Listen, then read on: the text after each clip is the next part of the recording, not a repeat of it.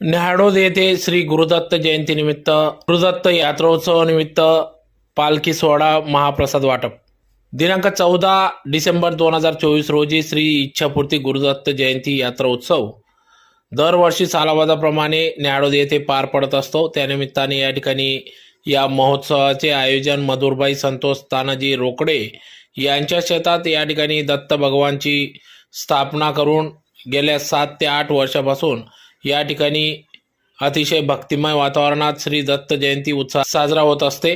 तर दत्तात्रय म्हणजे ब्रह्मा विष्णू व महेश यांचा एकत्रित आविष्कार असून उत्पत्ती स्थिती व लय ही तिन्ही देवतांची कार्य दत्तात्रय स्वरूपात समाविष्ट आहेत। तर अशा प्रकारे दत्त ही संपूर्ण विश्वाचे संतुलन राखणारी दिव्य ईश्वरी शक्ती आहे। तो संतुलनाचा अवतार असून गुरुतत्व हे अनादी आणि शाश्वत असल्यामुळे दत्तात्रय हा उपदेशाने जगाचा उद्धार करीत चिरंजीव राहणारा अवतार आहे।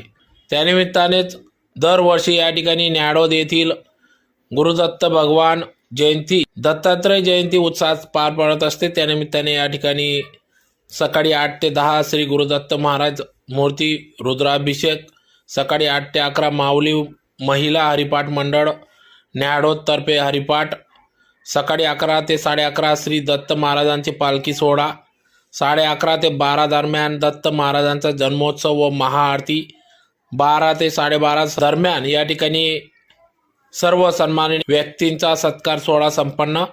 तदनंतर या ठिकाणी भव्य महाप्रसाद वाटप करण्यात आला। तर यावेळी श्री गुरुसेवा सांप्रदायिक महिला भजनी मंडळ धुळेच्या जागृती महाजन यांनी देखील या ठिकाणी भजन सादर केले।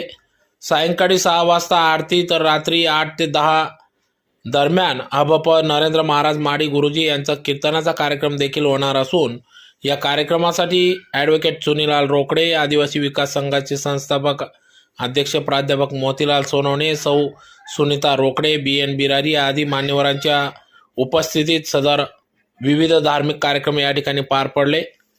तर यावेळेस मोठ्या संख्येने भाविक भक्तांनी श्री दत्तांचे दर्शन घेऊन महाप्रसादाचा लाभ घेतला।